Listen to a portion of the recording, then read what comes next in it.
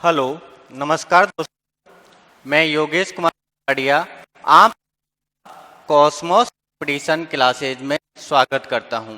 देखो, आज हम यहां पर जिस कार्य के लिए आए हैं वो कार्य है राजस्थान वैकेंसी, यानी कि राजस्थान गवर्नमेंट यानी कि राजस्थान सरकार के द्वारा एक वैकेंसी निकाली गई है, जिस वैकेंसी का नाम कुछ समय पहले कंप्यूटर शिक्षक था, लेकिन किन्हीं कारणों के चलके और उस वैकेंसी का नाम कंप्यूटर शिक्षक से बदलकर कंप्यूटर अनुदेशक कर दिया गया और वो वैकेंसी संविदा के आधार पर राजस्थान के अंदर निकाली गई है। तो आज मैं आपके सामने इस पूरी कहानी का सच सामने रखने वाला हूं। मैं आपको बताने वाला हूं किस कारण की वजह से कंप्यूटर शिक्षक का बदलकर कंप्यूटर अनुदेशक कर दिया गया और वो क्या कारण है जिस कारण की वजह से ये वैकेंसी नियमित आने की बजाय संविदा के बेस पर आ गई। इसके लिए अपन चलते हैं और देखते हैं हमारी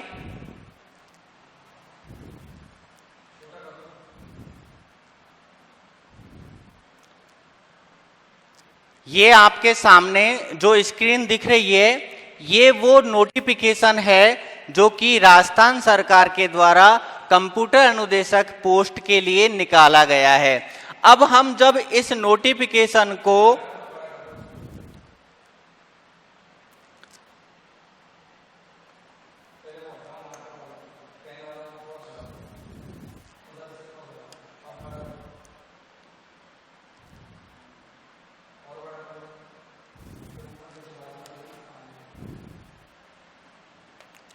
अब हम इस नोटिफिकेशन को गौर से देखते हैं। देखो, इस नोटिफिकेशन के अंदर कोई भी चीज क्लियरली समझ में नहीं आ रही है, यानी कि इस नोटिफिकेशन के अंदर हम देख पा रहे हैं कि एक ही नोटिफिकेशन के अंदर लिखी गई चीजों के एक अधिक मतलब निकल रहे हैं। सबसे पहले हम देखते हैं मुख्यमंत्री का महत्वपूर्ण निर्णय। उसके बाद आप देख पा रहे हो यहाँ पे लिखा हुआ है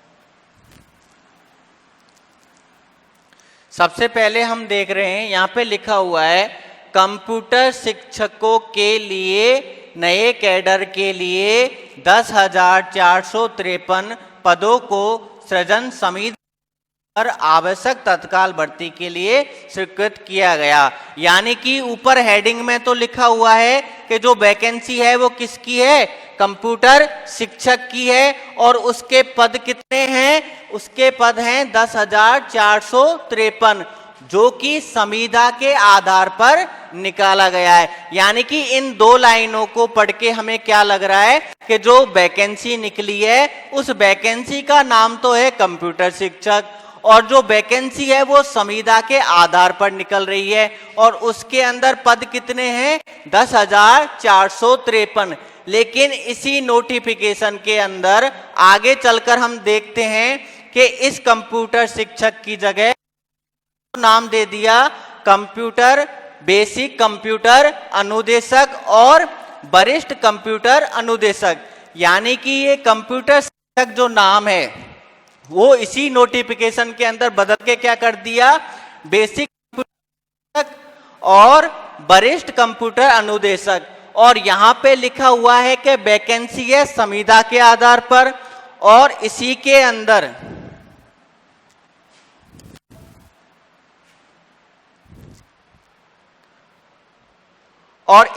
अंदर नीचे आप देख पा रहे हो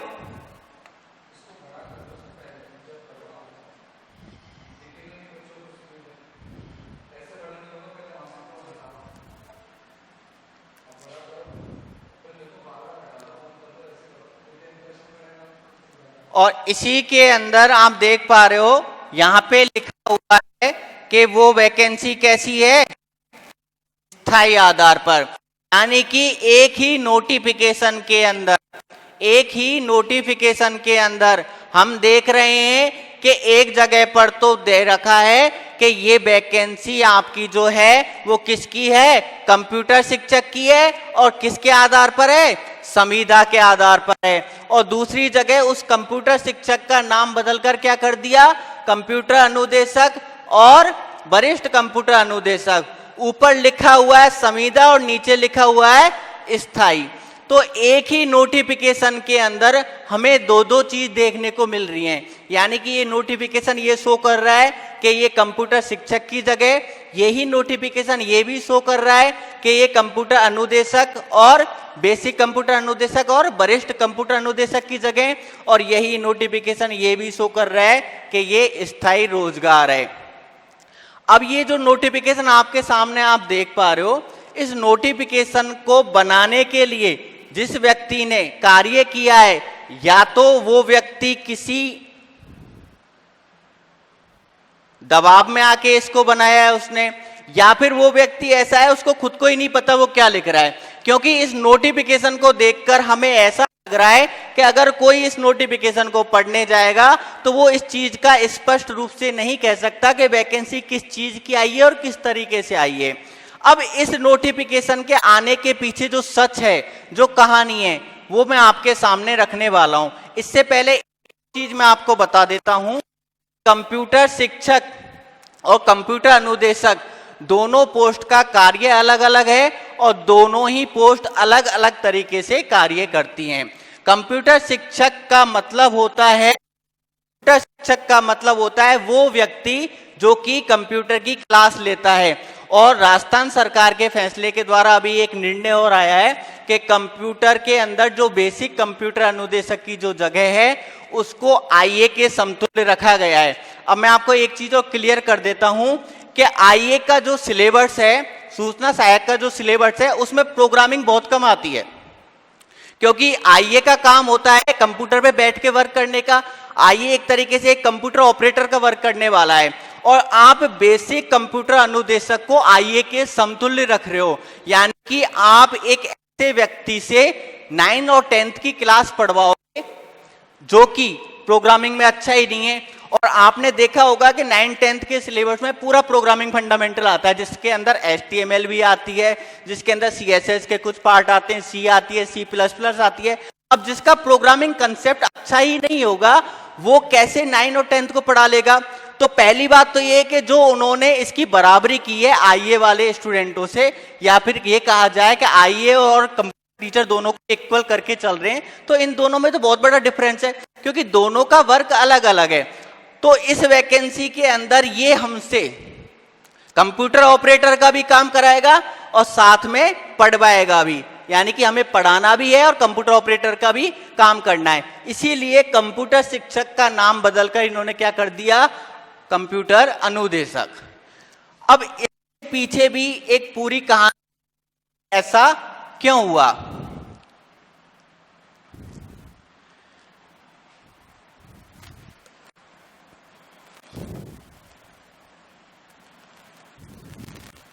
देखो, ये न्यूज़पेपर की एक कटिंग है जो आपके सामने दिख रही है।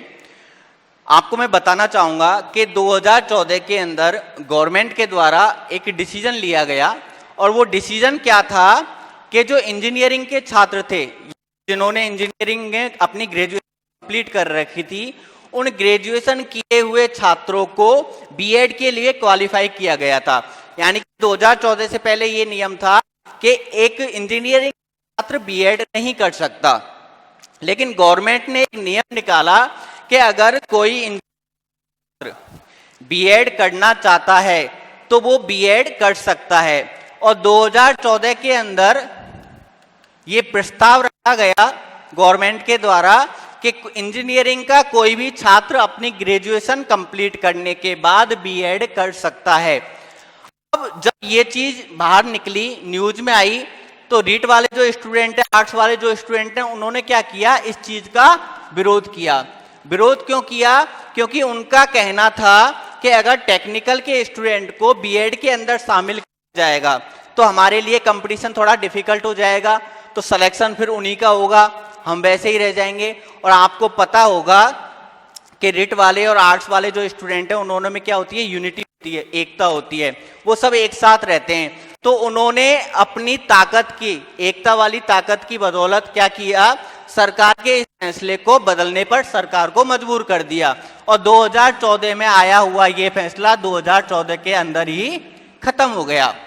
लेकिन इस फैसले के आने के बाद इंजीनियरिंग के छात्र भी शिक्षक बनने का सपना देखने लग गए, क्योंकि उनकी चीज आ गई कि गवर्नमेंट भी चाहती है कि इंजीनियरिंग का व्यक्ति शिक्षक का कार्य करे और कंप्यूटर साइंस से जुड़ा हुआ हर एक व्यक्ति, 2014 में ये न्यूज आई थी कि हर एक स्कूल में कंप्यूटर शिक्षक लगाया जाएगा।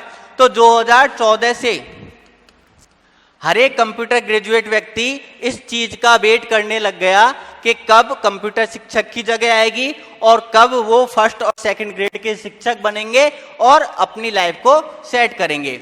लेकिन 6 साल के अंतराल 2021 के अंदर ये जगह भी आई, लेकिन कंप्यूटर शिक्षक की नहीं आई। किसकी आई? कंप्यूटर अनुदेशक की आई। यानी कि जो रिट वाले, जो आर्ट्स वाले स्टूडेंट हैं, उन्होंने अपनी पावर ऑफ स्ट्रेंथ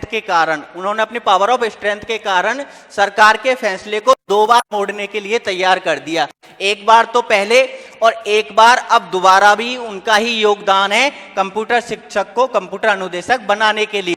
क्योंकि अगर वो इसमें दोबारा कंप्यूटर शिक्षक की वैकेंसी निकाल देते तो रीट वाले दोबारा क्या करते, उस चीज का ऑब्जेक्शन करते, क्या आप उनको फर्स्ट ग्रेड और सेकंड ग्रेड की नौकरी दे रहे हो। तो इसके आधार पे गवर्नमेंट ने क्या किया, गवर्नमेंट ने उस वैकेंसी को जो कि कंप्यूटर शिक्षक की थी, उस वैकेंसी को कंप्यूटर अनुदेशक और वरिष्ठ कंप्यूटर अनुदेशक के अंदर परिवर्तित कर दिया। अब देखो, अगर हमें इस वैकेंसी को हम चाहते हैं कि नियमित रूप से आए, हम अगर ये चाहते हैं कि ये वैकेंसी परमानेंट आए, तो उसके लिए हमें क्या करना होगा, हम सभी टेक्निकल के स्टूडेंटों को जिसमें बीटेक वाले हो गए, बीसीए वाले हो गए, पीजीडीसीए वाले हो गए, एमसीए वाले हो गए, बीएससी आईटी वाले हो गए, यानी कि कंप्यूटर से जिन्होंने ग्रेजुएशन या डिप्लोमा कर रखा है, उन सभी स्टूडेंटों को, या फिर जिन्होंने ग्रेजुएशन कर रखी है और कंप्यूटर से कोई डिप्लोमा कर रखा है, उन सभी स्टूडेंट को इकट्ठा होना पड़ेगा और सरकार के ऊपर इतना दबाव बनाना पड़ेगा कि सरकार इस वैकेंसी को नियमित रूप पर लाने के लिए विवश हो जाए। अभी 2 या 3 दिन पहले न्यूज आई थी, हमारे जो शिक्षा मंत्री हैं उन्होंने कहा था कि राजस्थान के अंदर जो संविदा पर कंप्यूटर शिक्षक की भर्ती निकाली गई है उसके ऊपर पुनः विचार किया जाएगा। और हमारे जो साथी दिल्ली के अंदर हड़ताल कर रहे हैं, जो 8-10 दिन से वहां पे टिके हुए हैं, इस आंदोलन को अंजाम दे रहे हैं, उनकी ये पहली सफलता मानो आप। और हो सकता है कि कुछ दिनों बाद ही ये वैकेंसी नियमित रूप से आ जाए, क्योंकि स्टूडेंट अब जागरूक हो गए हैं, छात्र अब जागरूक हो गए हैं। छात्र अब चाहते हैं कि उनकी जो वैकेंसी है कंप्यूटर शिक्षक की, वो के आधार पर आने की बजाय नियमित रूप से आए। अब मैं आपको एक चीज और बता देता हूं कि इसके अंदर जो कंप्यूटर शिक्षक की वैकेंसी है, अगर आप इसे कंप्यूटर अनुदेशक की वैकेंसी निकाल रहे हो तो कंप्यूटर अनुदेशक की वैकेंसी में भी कोई बुराई नहीं है, लेकिन बस होना क्या चाहिए कि वो कंप्यूटर अनुदेशक की निकाल, वो वैकेंसी संविदा पर आने की बजाय नियमित आनी चाहिए। यानी कि हमारी मांग क्या है कि वैकेंसी जो आपने निकाली है, सरकार के द्वारा जो वैकेंसी निकाली गई है, वो संविदा पर आने की बजाय कैसी आए, नियमित आए। नियमित का मतलब हमें एक परमानेंट रोजगार चाहिए, हमें एक गवर्नमेंट नौकरी चाहिए। इसके लिए हमारी मांग पे टिका रहना है। हम इस मांग पे टिके रहेंगे कि कंप्यूटर शिक्षक की, कंप्यूटर अनुदेशक की जो वैकेंसी है वो नियमित रूप से आए। अब इसके लिए देखिए, आपको कठोर डिसीजन लेना पड़ेगा, कुछ हार्डवर्क करना पड़ेगा। जब तक सरकार इस चीज के लिए मजबूर ना हो जाए कि वैकेंसी नियमित रूप पर ना आए, तब तक आपको सरकार के ऊपर दबाव बनाना पड़ेगा। आप सभी कंप्यूटर साइंस से जुड़े हुए व्यक्ति हो, आपको मार्केट में निकलने की जरूरत नहीं है, आपको नहीं है, आप सोशल मीडिया प्लेटफॉर्म का यूज कर सकते हो, क्योंकि टेक्निक है आपके पास, आपको आता है कि किस तरीके से रीच किया जा सकता है। हम डिजिटली इस सरकार के पास ये मैसेज पहुंचा सकते हैं कि हमें ये वैकेंसी संविदा पर नहीं नियमित चाहिए, क्योंकि ये वैकेंसी कंप्यूटर साइंस वाले स्टूडेंटों की है। अब कंप्यूटर साइंस वाले स्टूडेंटों के लिए बाहर जाके निकलने की जरूरत नहीं है, वो डिजिटली भी अपने बात को सरकार तक पहुंचा सकते हैं। अब इसके लिए मैं आपको एक कहानी बताना चाहता हूं, जिस कहानी से आप समझ पाओगे कि एक्चुअल में हमारे साथ हुआ क्या। देखो, एक बार क्या, एक राजा था और उस राजा को पता चला दूसरा राजा 2 या 3 दिन के अंदर उसके राज्य पर हमला करने वाला है। और जो दूसरा राजा था जो उसके ऊपर हमला करने वाला था, वो बहुत ताकतवर था और उस राजा का जो महल था वो समुद्र के बीच में था, यानी कि चारों तरफ क्या था, समुद्र था और उसके बीच में उस राजा का महल था। तो उन्होंने अपनी मंत्रियों की बैठक बुलाई और बताया कि मुझे इस तरीके से इंफॉर्मेशन मिली है कि 2 दिन बाद 3 दिन बाद वो राजा हमारे ऊपर हमला करने वाला है। तो उनके मंत्री परिषद में जितने भी मंत्री, उनमें से एक मंत्री ने सलाह दी कि क्यों ना राजन ये किया जाए कि वो हमारे ऊपर हमला करे, उससे पहले क्यों ना हम उसके ऊपर हमला कर दें। लेकिन इस बात से कुछ सहमत हुए, कुछ सहमत नहीं हुए। इसलिए सहमत नहीं हुए क्योंकि वो जो दूसरा राजा था जिसके ऊपर वो हमला करने की बात कर रहे थे, वो राजा बहुत ताकतवर था, उसकी बहुत बड़ी सेना थी और सबसे इंपॉर्टेंट बात, उसका जो महल था वो समुद्र, चारों तरफ समुद्र था, बीच में महल था। को लगा कि 2 या 3 दिन बाद तो मैं वैसे भी मरने वाला हूं, तो क्यों ना ये जो हमसे कह रहे हैं, यानी कि जो मंत्री ने उनसे कहा था, क्यों ना हम उनकी ही बात मान लें। तो उन्होंने क्या किया, समुद्र पे जहाजों की तैयारी करी और जहाजों के द्वारा अपनी सेना के साथ उस महल तक पहुंच गए।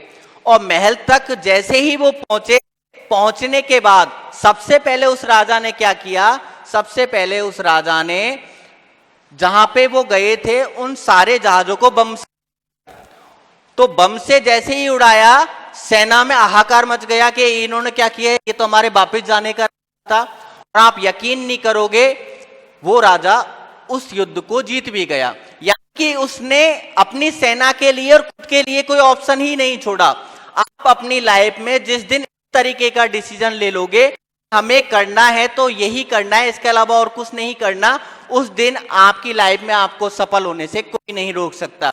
यानी कि अपनी लाइफ के अंदर एक ही प्लान बना के चलो, अल्टरनेट बना के मत चलो।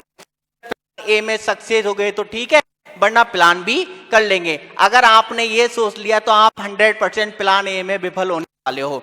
लेकिन अगर आपके पास प्लान बी है ही नहीं, तो आपके पास ऑप्शन क्या रह गया, करो या मरो। यानी कि हमें इस कंप्यूटर शिक्षक की वैकेंसी को उस तरीके से लेना है कि हमारे पास अब केवल क्या है, एक ही प्लान है कि हमें कंप्यूटर शिक्षक बनना है। अगर हम इस चीज को अपने माइंड के अंदर लेके चलेंगे तो हम जरूर कुछ दिनों के अंदर सरकार को मजबूर कर देंगे कि सरकार इस वैकेंसी को नियमित रूप से निकाले। अब देखो, ये तो तय हो गया कि ये वैकेंसी आएगी, तो अब हमें पढ़ना भी स्टार्ट कर देना चाहिए। पास हो सकता है नोटिफिकेशन आने के बाद समय ना मिले, हो सकता है कि नोटिफिकेशन आने के महीने या 2 महीने बाद ये एग्जाम हो जाए, तो उसके लिए हमें अब वेट नहीं करना।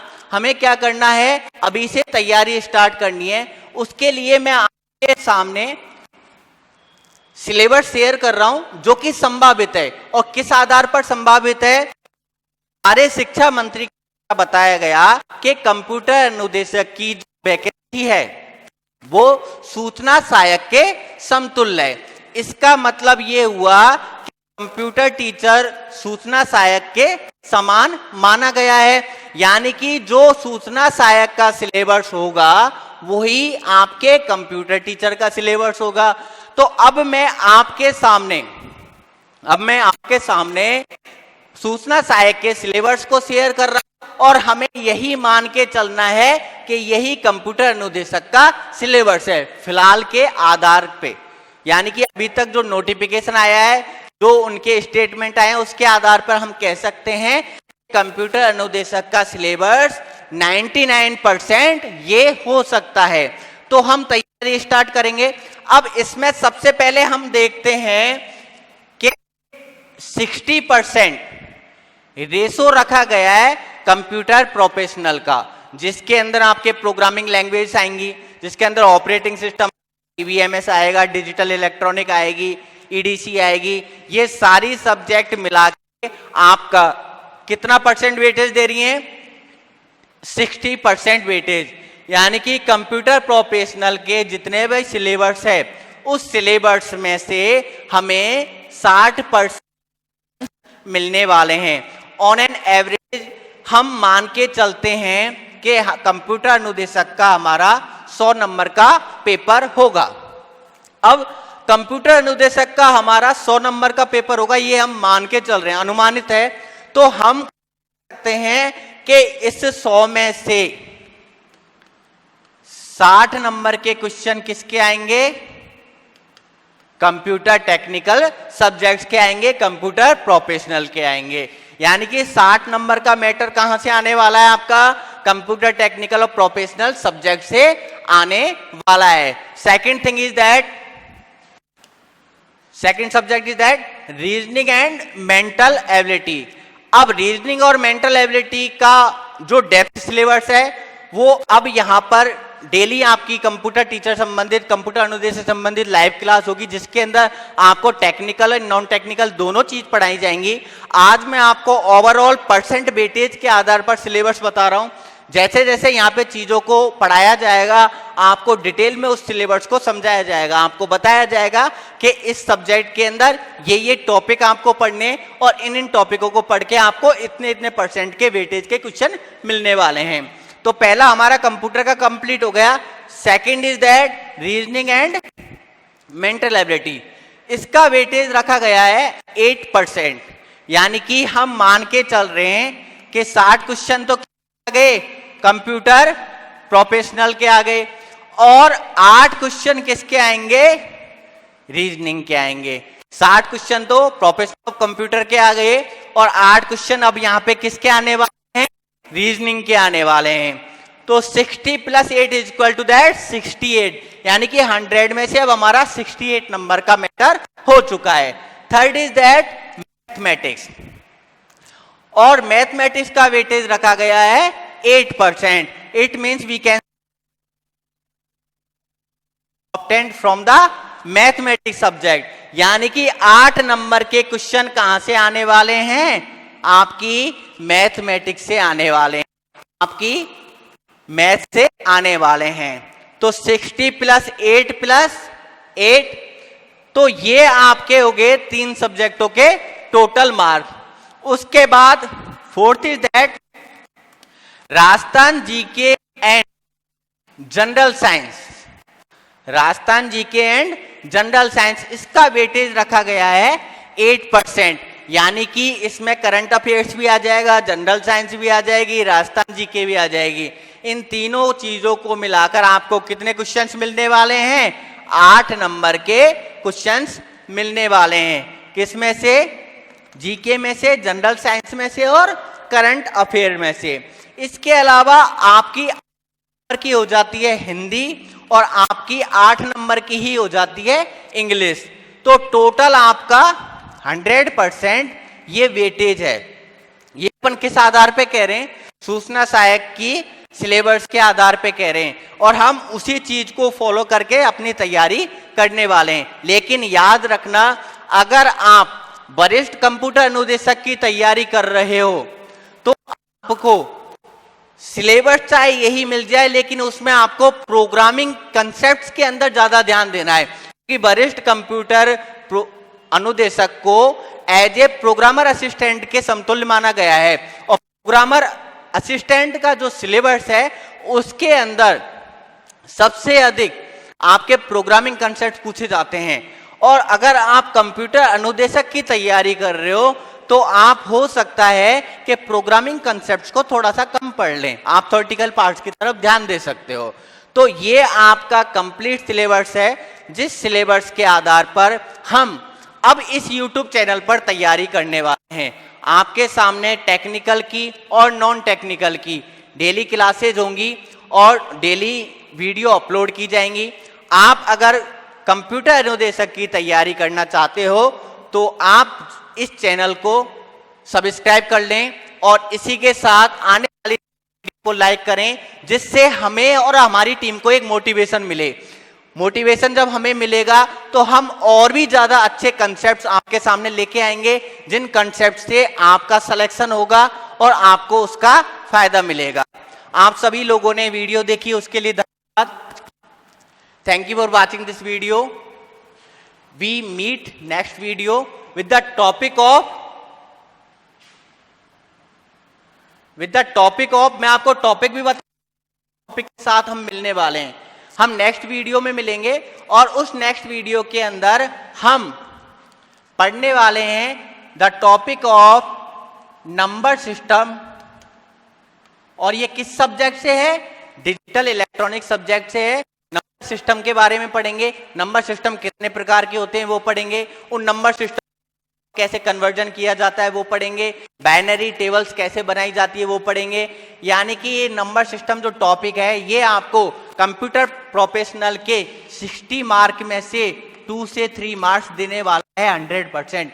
तो इस टॉपिक को हम नेक्स्ट वीडियो के अंदर कवर करेंगे और इस नंबर सिस्टम टॉपिक को डिटेल में पढ़ेंगे, जिससे हम कंप्यूटर प्रोफेशनल के 60 में से कम 2 से 3 मार्क्स प्रिपेयर कर लें, तैयार कर लें।